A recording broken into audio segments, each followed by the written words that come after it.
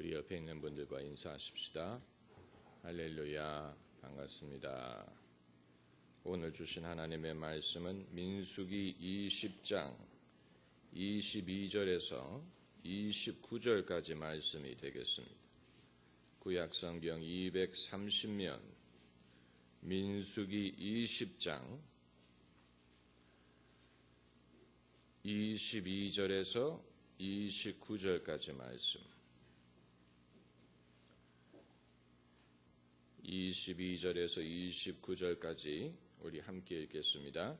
이스라엘 자손 곧 온 회중이 가데스에서 진행하여 호르산에 이르렀더니 여호와께서 에돔 땅 변경 호르산에서 모세와 아론에게 말씀하시니라. 가라사대 아론은 그 열조에게로 돌아가고 내가 이스라엘 자손에게 준 땅에는 들어가지 못하리니 이는 너희가 무리바 물에서 내 말을 거역한 연고니라. 너는 아론과 그 아들 엘르아사를 데리고 호르산에 올라가 아론의 옷을 벗겨 그 아들 엘르아살에게 입히라. 아론은 거기서 죽어 그 열조에게로 돌아가리라. 모세가 여호와의 명을 쫓아 그들과 함께 회중의 목전에서 호르산에 오르니라. 모세가 아론의 옷을 벗겨 그 아들 엘르아살에게 입히매 아론이 그 산 꼭대기에서 죽으니라. 모세와 엘르아살이 산에서 내려오니 온 회중 곧 이스라엘 온 족속이 아론의 죽은 것을 보고 위하여 30일을 애곡하였더라. 아멘. 요한 웨슬리의 묘비에 이런 구절이 새겨져 있다고 합니다. 하나님은 당신의 종을 데려가시나 당신의 일은 계속하신다. 아론의 경우처럼 이와 같은 원칙을 적나라하게 보여주는 사건은 없습니다. 오늘 본문에서 우리가 보는 바와 같이 아론이 그의 생애를 다함에 산에 올라가서 죽고 모세가 그 옷을 벗겨서 아들에게 입혀주는 장면이 나옵니다. 보통 사람이 죽을 때는 자기가 있는 곳, 사는 곳에서 죽음을 맞는데 아론은 모세와 그 아들과 함께 죽을 곳을 찾아갔습니다. 영화 나라야마 부시코라는 영화를 보면 70 넘은 노인들을 산에 모시고 가서 고려장을 시키는 것을 연상시킵니다. 그 당시에 일본에도 고려장이라는 게 있어가지고 어르신들을 이 산에 모시고 가서 거기에서 이제 그분들이 세상을 하직하는 마치 그런 것처럼 모세와 엘르아살이 아론을 산꼭대기로 데리고 가서 거기서 그의 옷을 벗겨가지고 아들에게 입히고 아론은 거기에서 죽은 채로 내려왔다고 한 것입니다. 아론이 왜 이 시점에 이런 식으로 죽어야 되는지 하나님의 이유는 분명하고 단호합니다. 20절에 아론은 그 열조에게로 돌아가고, 그 말은 죽는다는 말입니다. 내가 이스라엘 자손에게 준 땅에는 들어가지 못하리니 이는 너희가 무리바 물에서 내 말을 거역한 연고니라. 무리바 사건의 여파가 상당히 크지요. 아론이 이와 같이 죽는 것이 그의 벌이었느냐? 이것을 굳이 벌이라고만 설명할 수는 없습니다. 왜냐하면 어차피 아론은 한 시대를 살았고 자신의 역할을 감당했고 살 만큼 살았기 때문입니다. 그리고 가나안 땅에 들어가지 못하는 것은 아론뿐만이 아니고 모세도 마찬가지입니다. 모세가 가나안 땅에 들어가지 못한 이유가 반드시 모세의 실수 때문이라고만 단정 지을 수 있는 것은 아닙니다. 그게 모세의 한계였기 때문이고 모세의 몫이 거기까지였기 때문이고 그의 사명의 완료였기 때문이라고 보는 것이 더 옳은 것입니다. 메가더 장군이 태평양 전쟁의 영웅이었고 일본이 패망한 후에 일본의 주둔해서 일본을 다스렸고 한국전쟁이 일어났을 때 유엔군 사령관을 맡아서 인천 상륙작전을 감행하고 공로를 많이 세웠습니다.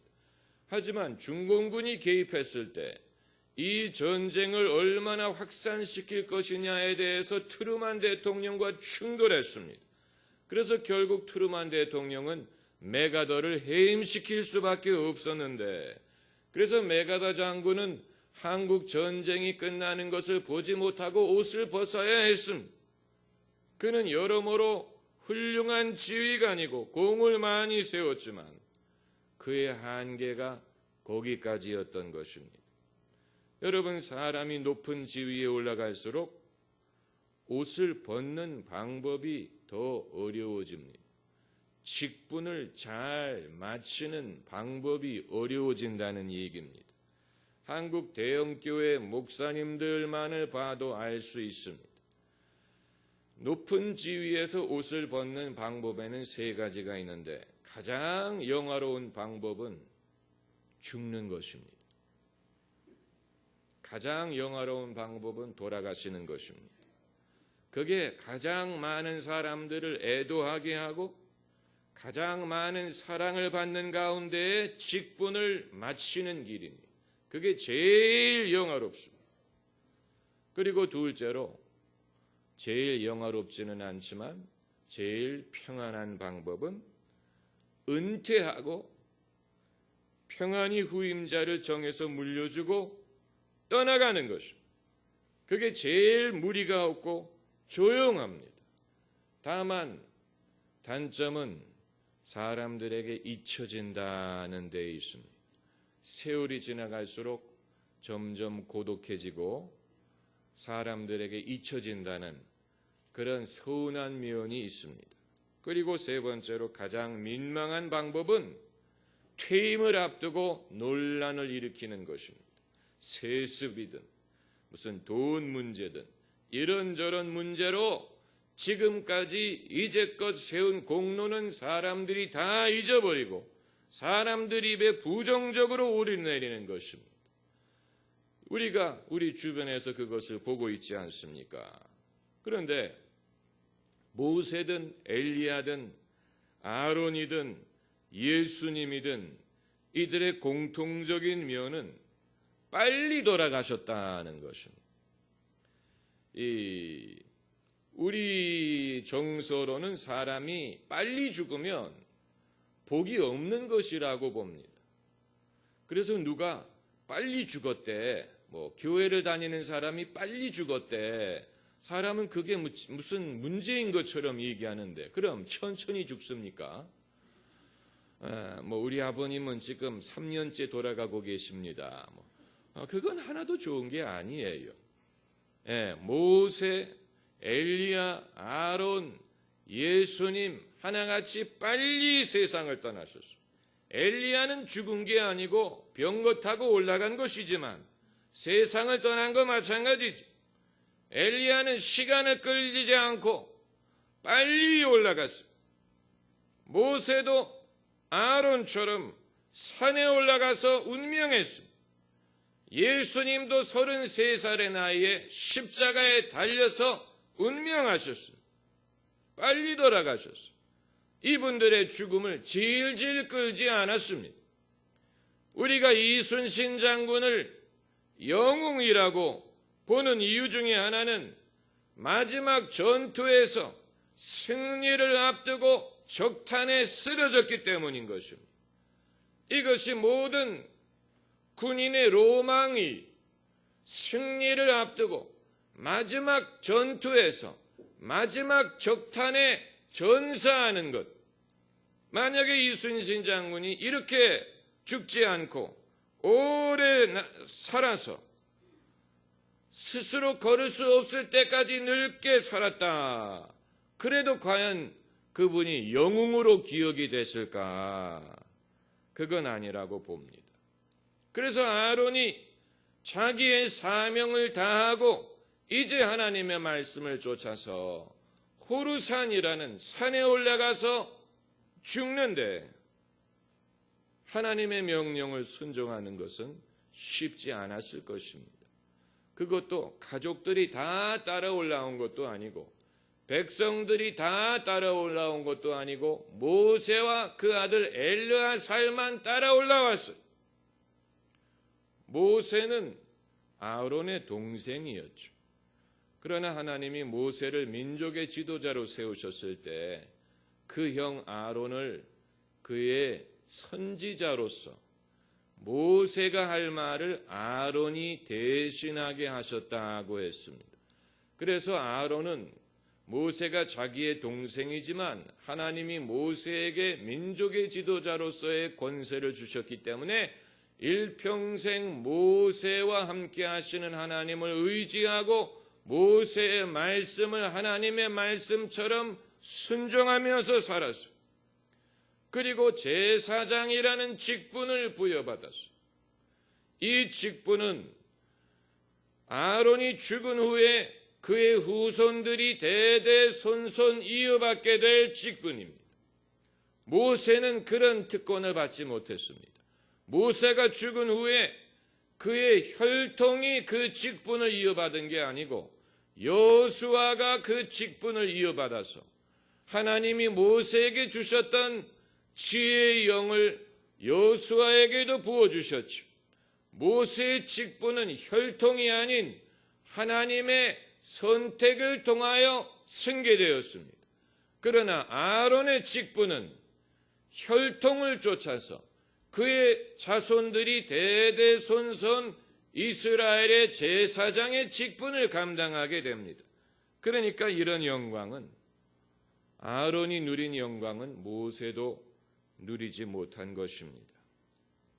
이제 아론이 죽으면 그 아들 엘르아살이 그 직분을 이어받게 됩니다. 그래서 아주 상징적인 예식을 거행하는데 모세가 아론의 옷을 벗겨가지고 그 아들 엘르아살에게 입혔다. 그랬더니 아론이 그 산꼭대기에서 죽으니라. 성경에서 옷이 상징하는 것은 그 사람의 영적인 지위, 영적인 직분, 영적인 권세. 성경에서 옷이 상징하는 것은 영적인 지위입니다. 그래서 탕자가 아버지 집으로 올 때 빈털터리로 온 것뿐만이 아니고 벌거벗고 왔는데 그 아버지가 제일 좋은 옷을 가져다가 그에게 입혀주었다고 했습니다. 이것은 죄인을 의롭다 하시는 하나님의 의의 옷을 상징하는 것입니다. 예수님이 십자가에 달려 죽으실 때 로마 병정들이 예수님의 옷을 벗기고 벌거벗은 몸으로 십자가에 달았습니다. 이것은 예수님이 모든 것을 다 내어놓으시고 당신의 의마저 우리를 위하여 우리에게 남김없이 주셨다는 것을 뜻하는 것입니다. 엘리야 선지자가 병고타고 하늘에 승천할 때 그의 겉옷이 땅에 떨어졌다 그랬습니다.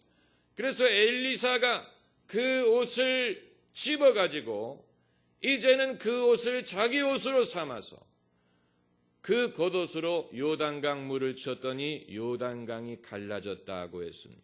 그 말은 엘리야 선지자에게 있던 영적인 권세가 엘리사에게 전달되었다는 것을 보여주는 것입니다.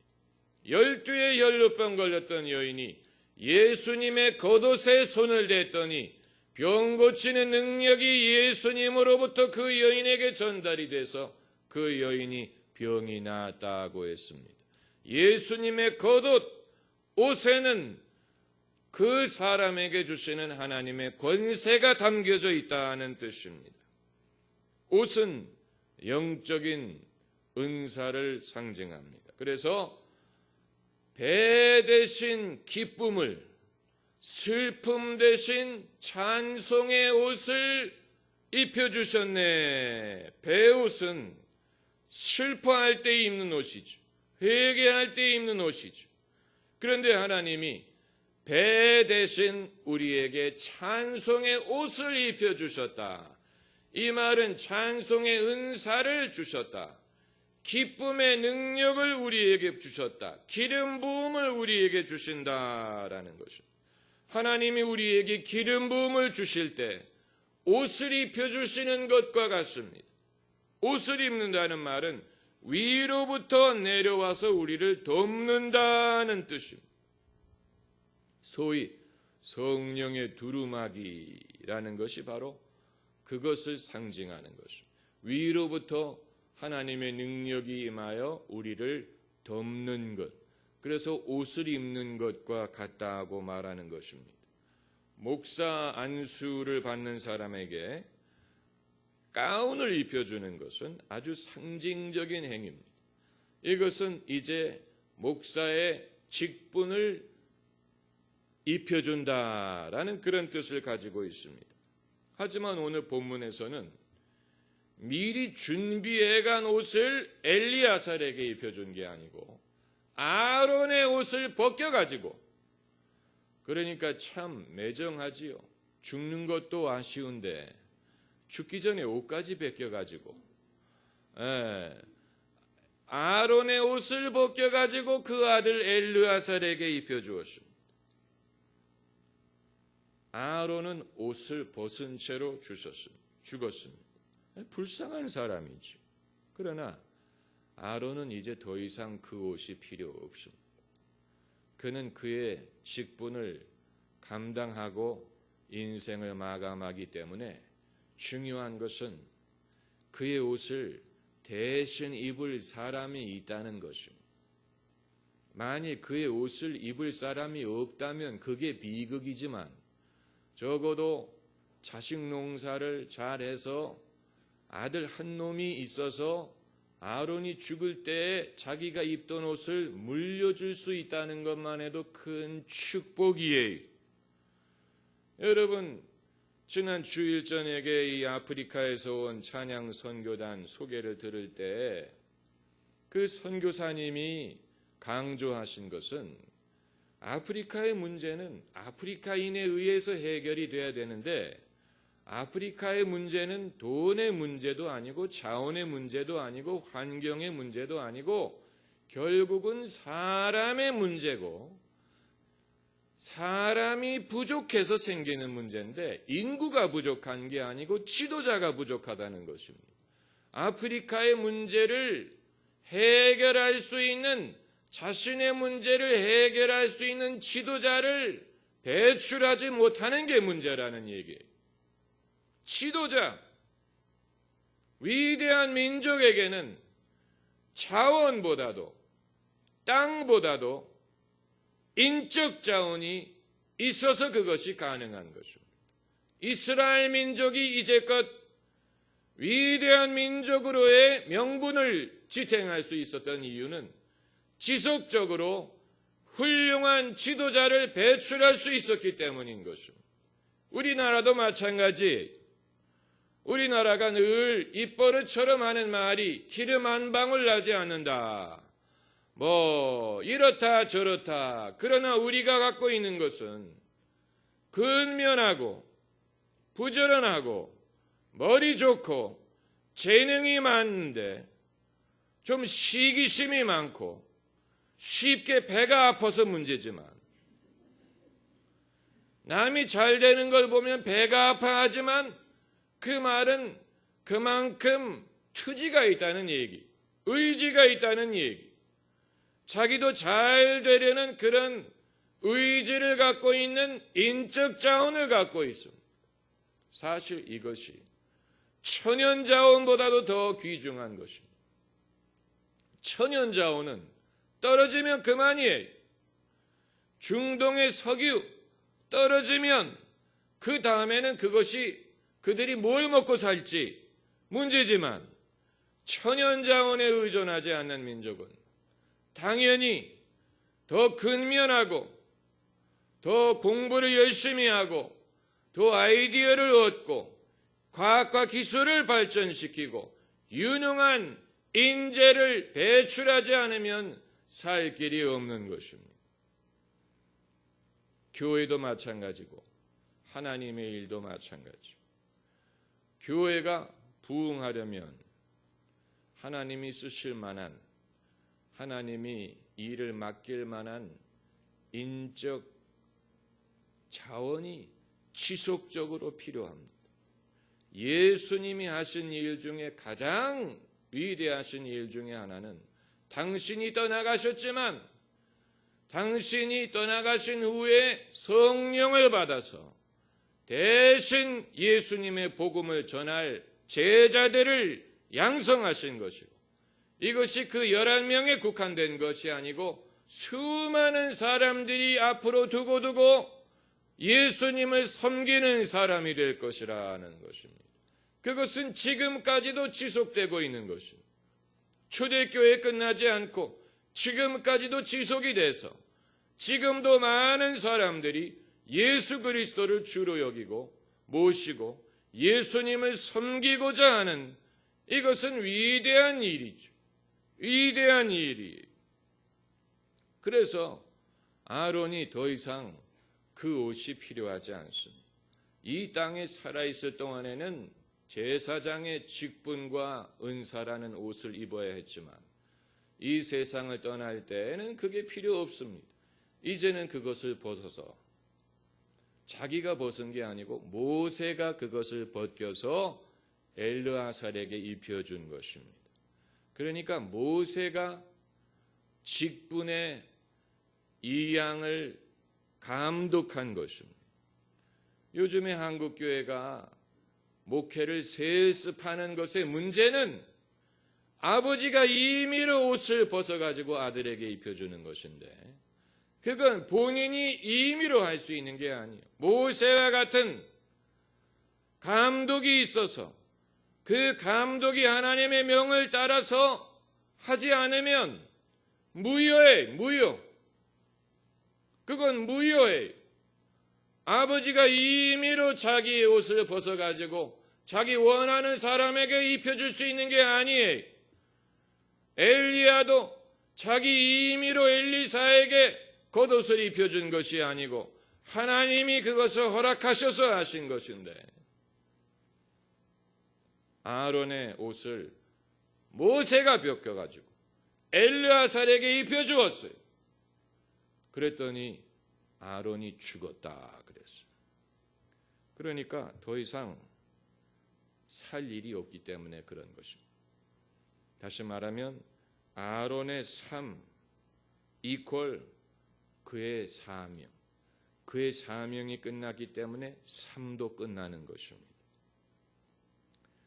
인생이 먼저고 목적이 그 다음이 아니에요. 이게 소위 실존주의 철학입니다. 사람이 사는 게 먼저고 살려고 하다 보니까 종교도 생기고 철학도 생기고 사상도 생기고 도덕도 생기는 것이다. 실존이 먼저고 실존을 위해서 이런 모든 정신적인 가치가 있는 것이다. 이게 실존주의입니다. 그러나 신앙인에게는 그렇지 않습니다. 목적이 먼저고 그 다음이 실존이에요. 하나님이 뜻이 있으셨기 때문에 인간을 창조하신 것입니다. 하나님의 목적이 먼저 있었고 그 다음에 사람의 실존이 나타난 것입니다. 예수님이 당신의 목적을 다 이루시니까 어떻게 됐습니까? 십자가에서 운명하셨죠. 목적이 먼저예요. 목적을 이룰 때 우리의 삶은 완성되는 것입니다. 그래서 모세와 엘르아살이 매정해 보이지만 이것이 신앙의 사람입니다. 아론은 이제 죽었기 때문에 죽은 아론은 산꼭대기에 내버려 두고 모세와 엘르아살은 내려와야 되는 거예요. 아론은 산꼭대기에 두고 내려와야 됩니다. 왜요? 백성들이 기다리고 있기 때문에. 이스라엘 백성들은 아직도 갈 길이 많이 남았습니다. 우리가 하나님의 일을 계속할 수 있다는 것은 축복입니다. 하나님은 당신의 종을 데려가시지만 당신의 일을 계속하시는 것입니다. 할렐루야. 기도하십시다.